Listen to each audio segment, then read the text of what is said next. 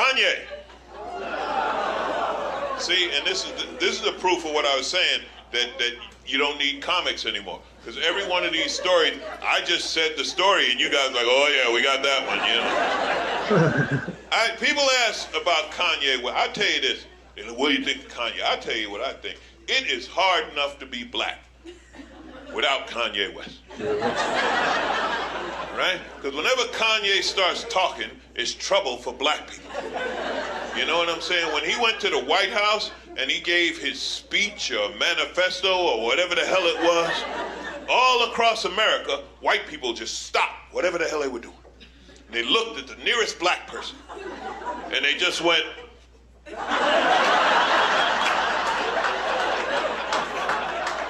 as if we had an explanation. Well, what's up with Kanye? I was not prepared for questions. I don't know. This is all new to me. I'm not ready. Kanye's speech was so crazy, Trump was looking at him like, wow, he's better at it than me.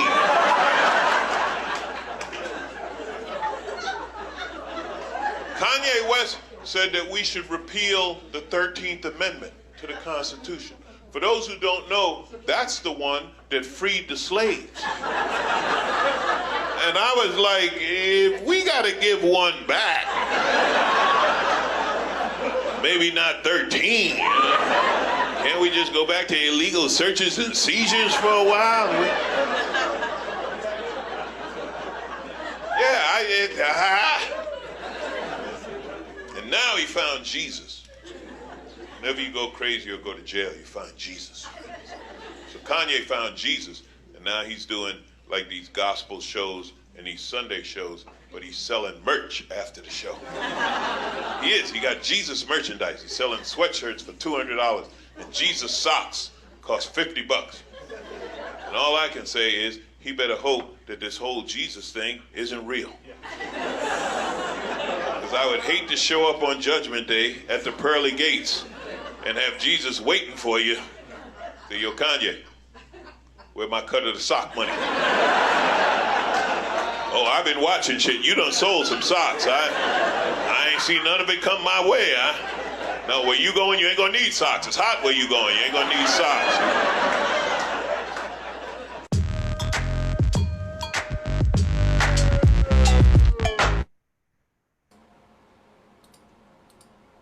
Boom, boom. Legend Alonzo Bodden. How you Thank doing? you for joining us, man. Doing well. How are you doing? I'm good, man. I'm good. I was wondering, you know, when you're in that vague waiting for the Zoom meeting to start and you're like, Right. do they know I'm here? Or am I just floating in the ether on the interweb somewhere? I didn't know what was up. But no, it's all good, man. How you Well, guys? thank you for hanging in the limbo for those couple minutes while we got going, man. It does We're I good. fit love me. that clip. It's a shame to me that you can't be doing material right now about Kanye. Oh, You know, Kanye's one of those gifts that keep on giving in comedy, right? Because it's not like he changes, you know, and now the Harriet Tubman thing, like that was so crazy. Like if you're going to say Harriet Tubman wasn't good for black people, then you better be wearing a bulletproof vest.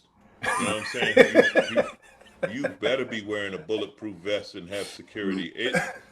Kanye annoys me, and it's some people that anger me, it's hard to make fun of. He annoys me, so I'm still able to make fun of him.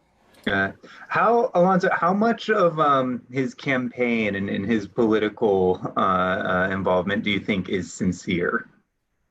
Well, like I said, his campaign fizzled after days, you know. Yeah. It's not none. I don't buy any of it. It's publicity, man. It's all about keep my name in the news. You know, I think the reason he likes Trump and Trump likes him is they're the same guy, right? They're I'll say anything to keep my name in the news, and I don't care what you think of me, as long as you say my name, I won. They're both like that, and it's really, I think that's why, you know, for better, worse, or whatever, that's why they get along, because they understand that. Yeah, Yeah. I agree with you. I thought that about Trump in the beginning too, that the campaign really is just a publicity stunt. He doesn't actually want the presidency. And then once he got in office, oh, okay, maybe he'll ease up and he'll act more presidential. And he just went harder in the other direction with it. I feel like the stuff that came out after he was in office was even more crazy, even more attention grabbing than beforehand. Yeah, well, the campaign never stopped, right? We've never had a president before that held rallies just to feed his ego. You know what I mean? Like that, like you're in office, but you're still traveling around throwing these big rallies just for a bunch of people to tell you, it's a cult. And the other thing is, and I really believe this, he never understood the presidency. You heard it over and over from people whose job it was. And I did a lot of jokes about this. The grown-ups who have to stand behind him when he's giving one of his dumb press conferences because they know, and they say they try to explain things to him and they use pictures and he just doesn't understand it. But his ego is so big, he doesn't think he needs to understand it, Yeah, right? yeah. So it makes it so difficult. I mean, it's totally unprecedented. We've never had anyone celebrate their ignorance. Yeah, there's so many different reports of him having a disagreement with this cabinet member, with this official, and then just instead of resolving it, just fire him. So I don't need the information. I'll take care of that department. Yeah, like I some. just Oh, I'm sorry. Go ahead. no, you go.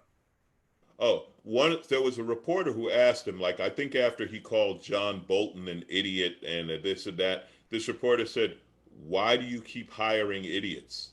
And he just got up and walked out of the press conference. Because think about if every time you get mad at somebody, they're an idiot, they're incompetent, they're blah blah blah. You talk about them like dirt. It's like, yeah, but you hired them. Right. Every one of the people that he fired, he hired. So if they're incompetent and whatever else, what's Do that you, say about you? do you think he does it just so he can use the catchphrase? Just he gets hey, all No, right. that it's a really strange thing. This is what I think really happened beyond the ego and the stupidity and the tweets and all of that. There are a lot of businessmen who made a lot of money under Trump, and they're very happy, right? All these regulations got removed, EPA regulations, taxes, stuff like that. Like they don't care about, women's rights or racism. They care about money. The So a economy. lot of Yeah. them made a lot of money. But in this past year, he's gone so far off the deep end, even they can't stay on board anymore. You know what I mean? It's like it's gotten, I mean, obviously the handling of the entire coronavirus and the pandemic, but also our international relations, right? Remember, companies are global now. There is no American company. Companies work around the world, and he's ruined relationships with Europe and China and Japan and so on. And these are the customers. These are the people that these businessmen do business with. I think that's what they're the ones who are really upset. As far as on a human level, there is no human level with him, right? There's never been a hint of empathy or understanding or any, so there is no human level. That business level, man, that's what, you know, again, it's one of those things like Dave Chappelle. When Dave Chappelle said, "Give him a chance," it was like, no. I mean, there's no surprise here. It's not like he was smart and then went dumb. I said it 10 years ago. If you can bankrupt a casino, okay, this is a business. People walk in the door with money and they say, I have this money to lose. Think about that. Think about that. People walk in with money saying, I have this money to lose. And he's like, I don't know how to make this work. I can't make a profit. Like, how dumb. If you can bankrupt one casino, you're an idiot. If you bankrupt three casinos and yet people believed somehow he was a businessman, well, I got nothing. I want to know who gives him the psychological test he boasts about. That's what I want to know. I'm a little guy. I have a minor in psychology, and I could tell you in 2 seconds that he's a sociopath. So who's testing this guy? That's what I want to know. Did you read that test he took, the one he's bragging about passing? That competency Camera, test? movie, TV, whatever. Yes. But I don't. You had to like identify a picture of a camel and an elephant, and then you had to remember 4 words for like 5 minutes later. You had to recite the 4 words, and it asked some of the most basic math you could imagine, you know. And there was one thing, it was like A, B, C, D, 1, 2, 3, 4, and then you had to say, what's the relationship between these? You know what I mean? It was, and he's bragging about passing that one, like, ooh, I made it. Yeah, okay. Alonzo, let's shift gears. You were on our show. When was it? It seems like it was probably 10 years ago, but it was around your summer. high school reunion, if you remember that trip out. Yeah, it was to a New couple of York. years ago. Yeah. Yeah, well, It was August last year. Last August. It was, we were at West Side Comedy Club, and you closed us out.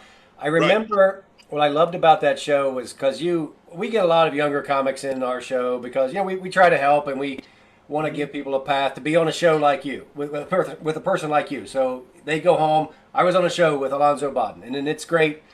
But I remember a few of the comics were like, I'm not getting too many laughs on this side of the room. And your first joke was, there's no people over here. That's why you're not getting any laughs. That side of the room is never going to laugh because there's no one. And I thought that was you helping young comics just understand what's going on in the room and be comfortable with it. So tell us about your journey as a comic. Obviously, you've done so many great things. I remember seeing you years ago in Columbus. I think Funny Bone in Columbus you played, right? Yeah, I saw you there. I happened to be at the Funny Bone there you were. So I've known you for a long time in your work. But tell us more about your own comic journey. Well, that kind of thing, saying there's no people on that side of the room, that's staying in the moment, right? And I was fortunate when I started. There were some old veterans that I got to learn from. And one of them, here's a name you're not going to know. Nobody's going to know. His name was Danny Mora. Okay? Danny Mora was like before Freddie Prinze. Like he was one of the first Latino comics before any of those.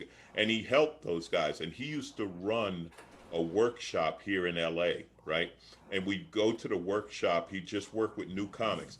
And one of the things he taught us was pay attention to the shit around you. Like, don't go up there with everything in your head and just recite it. But he said you have to know your material to a point you could say something, but get back to the material. So always, if there's something obvious in the room, like it being half empty, comment on it because it's there. That was a lesson. Another guy who taught me a ton, who I still learn from to this day, George Wallace. Okay. If you watch George Wallace, he always has a yellow pad with him.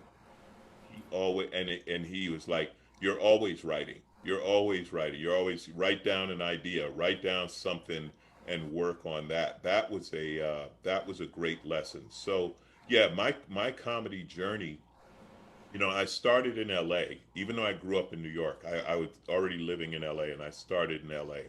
And one of my first jobs, doorman at the Laugh Factory, right? I did the open mic, and you do 3 minutes, and then Jamie Masada, the owner, goes over it with you. And he asked me if I wanted to work the door, and I did it for about a year, and it was like the ultimate like every night. This is 93, 94. Every night I'm watching George Wallace, Dom Herrera, Damon Wayans, George Lopez, Rodney Dangerfield used to drop it. Like every night I was just watching these guys and learning from them and getting on stage occasionally. So it was such, I learned so much back then. And then another guy who helped me a lot was Tommy Davidson. I ended up opening for Tommy for about 6 months. And one of the things Tommy told me was, because, LA isn't like New York. We don't have all the comedy clubs you guys have. There's basically 3 major clubs with the Ice House and the Comedy Magic Club being 4 and 5, but on the outskirts of town. He said, it's better for you to go to East LA or downtown or something and get on a little stage and do 20 minutes than hang out at the bar at the Improv watching pros. Like, he's like, you're better off doing your own stage time for nobody or off the grid or whatever than watching me do 20 minutes. This is when he was coming off Living Color and all of that. Yeah. Then watching me, he said, what the hell are you going to learn watching me do a half hour at the Improv? Go do it yourself. So that was really good advice. Stage time, man. I tell new comics, wherever you can get it, because if you're funny Tuesday night at a bowling alley, you're gonna kill Saturday night at a comedy club, right? That's just how it is. Last year, I got asked, and this was a big deal for me because I grew up in the middle of Southern Ohio, very rural, and I got asked to do our county fair. So there were 200 or 300 people at the grandstand. It wasn't even the main grandstand. I was competing against the demolition derby, but there were still 200 or 300 people there. So it's a win already for me. But I'm like, doing comedy there with a Ferris wheel in the background, tilt-a-whirl. You got people, shooting BB guns and stuff and selling cotton candy. And I'm outside, and here we are now. That's the only place you can do comedy most of the time. Is outside, right? Well, so everything. Oh, I'm sorry. Anywhere you can get on stage. I'm saying, I'm agreeing with anytime you can get up there in front of people, you're going to learn something. Everything's a lesson, and you don't realize what it's a lesson for. You know what I mean? Like, you were doing a county fair, and now they're talking about doing drive-in comedy, right? So you might be in a parking lot with the number 7 train running behind you and cars going by, but you're not fazed because you were working next to a demolition derby and a tilt-a-whirl, So play it over. Yeah. Everything is a lesson. You just don't necessarily know when that lesson is. I remember we were talking about this just this past week. So I was working at the Laugh Factory in Long Beach, and somebody had a seizure in the audience, while I'm on stage, right? And I mean a full seizure where they had to stop the show, bring in an ambulance, put them on the gurney, take them out and everything else. And then the show continued. And my friend Johnny Sanchez, I don't know if you know Johnny, LA comic, but anyway, Johnny was like, wow. And I was like, Johnny, you think that was my first seizure? Years before that, I was opening for Carlos Mencia at the Brea Improv, and somebody had a seizure, and I was like, this ain't my first seizure. I've done that before. There's nothing like anything that happens is just a lesson for when it happens again. Yeah, it's the worst person I've ever had to follow. I think we talked about this last week on this show. We did, yeah. I was in Atlanta, Georgia, and had an opportunity with John Fish. You may know John. John Fish and Jason Salman. We were asked to do a benefit. Not really a benefit, but it was a special show for the Arthritis Foundation, who I used to work for. And we were doing the show at the Fox Theater. But before I was the host of this show, it was a doctor who was the lead medical correspondent for NBC. She was up, and she was the opening act. And she gave this dry speech about different types of arthritis and advancements in treatment in front of doctors who half of them disagreed with her. And now here's some comedy. And I'm like, all right, here we do. So it's amazing what you get into. That's the curse of the benefit. Because whenever you do a benefit, they're going to show the saddest story in front of you that you could imagine. And the one I will always remember, after Last Comic Standing, Gary Goldman and I did one at the Mohegan Sun. It was a benefit for a hospice, and everyone in the audience had someone die at the hospice. Okay. Work with that. All right. Work with that. Yes. Everyone in the audience had a brother, sister, mother, father, cousin, everyone in the audience had someone who died at this hospice, and now we're going to bring frickin' frack to make you laugh. Did you at least make Gary go first? Yes, he did. I think Good. he did. But it wasn't. Gary, our it schedules wasn't- have never worked out to get Gary on a live show in the city because last time he was working, we were doing a thing in Woodstock, New York, where we've done shows, and he couldn't get away because he was working on the Great Depression. He's working on his hour, so he really didn't have time to get away. So our schedules never lined up. So we always tease him. He's on our shit list. So at least you made him go Gary. first there. there. So we would alternate. He and I toured together after Last Comic with Jay London, and Gary and I would alternate closing the shows. So I don't know. Maybe that one it was just his turn or something like that. But good. Well, what do you got going on now? What do you want to plug before we have to move along here? So man, it's all Zooms now. I got 2 live things coming up. I'm going to be at the Side Splitters in Tampa, and I'm going to be at Helium in St. Louis. Now, I'm confident Tampa won't cancel because Florida's not canceling anything. All right, Florida truly don't give a shit. And St. Louis is pretty much a go. I just finished doing a big Zoom show with the Nowhere Comedy Club, which was very cool. And so I don't have any, big Zoom stuff. AlonzoBodden.com is the website. I always post there. ZoFunny on Instagram. And I had this happen recently, which I feel kind of good about. Somebody cloned me on Twitter and Instagram. So there was I'm ZoFunny. There was a ZoFunny1 fake account. And I'm Alonzo Bodden on Twitter, and there was Alonzo Bodden1 on Twitter. So I've reached the point that people are pretending to be me. I think that is something of that's a level. Yeah. That's a level that most people don't get to. I can't wait till there's a very good comedy shows or something.com or whatever. Yeah. And they put so much effort into it, put a 1 after your name. Like, oh, that'll fool them. Yeah. Can I just tell him one thing real quick before we sign off? Sure. Please, Jeff. The show that you did with us, I was hosting that show, and I don't do stand-up, but I'm such a huge fan. I watched the whole entire series, and I was so nervous to bring you up. You had your new Amazon, like that's how you wanted me to bring you up. Yeah, your new show on Amazon, and I asked you 5 times. And like the 5th time you were like, stop overthinking it. You've gotten it right every single time. Let me say one more thing about that show, actually. That was awesome, man. You showed up so much earlier than everyone because you were in visit. So I think you got there like an hour before the show, and we'd asked you to close it. But whenever we saw you were there, we're like, oh, dude, just you can open if you want to open. Happy to have you go first as well.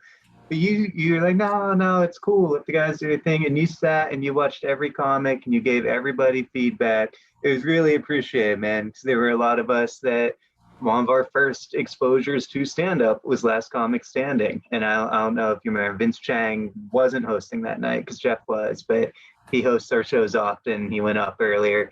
He was elated. You'd see he was, anytime I saw him for a couple shows after that, he was talking about how cool that experience was, man. So we appreciate it. Thank you guys. And I'm going to tell you that I'm just paying it forward, man. All of us who do this learned it from those, you know what I mean? We had somebody who did that with us. We had somebody who takes a minute to tell you something, who gives you a tag or just see something you're doing or whatever, I learned that from a bunch of people in a bunch of different ways. So it's cool. Also, and I'm going to teach you guys this because you're new, you may not know this yet, always go early because there might be free food. All right, I'm just saying. Pro tip from Alonzo Bodden. Yeah, pretty good chance you're going to find a burger, some tacos, something. Get there early, get the free food, and then do a show. Sounds great. Alonzo, thank you so much. We appreciate my you pleasure, so much. guys. Take care. Hey, I'm looking forward to us doing this shit live again, man. Cannot wait. Yes, can't wait. Good luck in Florida and St. Louis. All right, we'll see you again. Take care, fellas. Good seeing you. That was one of my favorites. That was awesome. No, he's great. He's just such a good guy. Genuine good guy. Across the board, man. Speaking of genuinely good guys, we're going to move this along. We got Adam Glenn coming up.